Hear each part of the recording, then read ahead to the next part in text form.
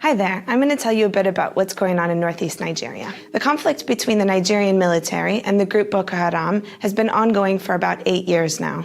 It began in Borno State, spread across the northeast of the country, and spilled over into neighboring countries.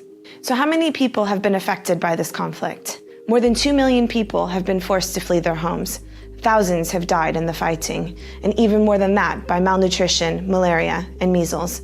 In fact, no one knows how many people have died for sure.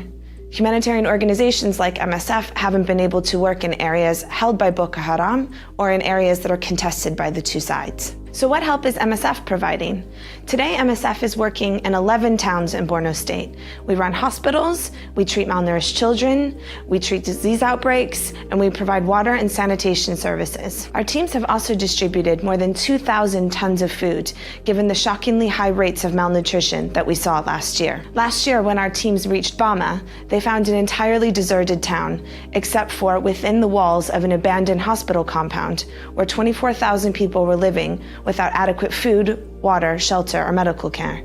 39% of the children screened had the most severe form of malnutrition. So why were people so malnourished? The war destroyed farmland and infrastructure. The military sought to cut off resources and funding to Boko Haram, who in turn robbed villages for food and supplies. People could not go out to farm or to fish or to sell their goods in the market and went hungry as a result. So has the situation improved at all? Since last year, UN agencies and aid organizations have arrived in the capital, Maiduguri, and have since as well gone out to the heavily militarized towns outside.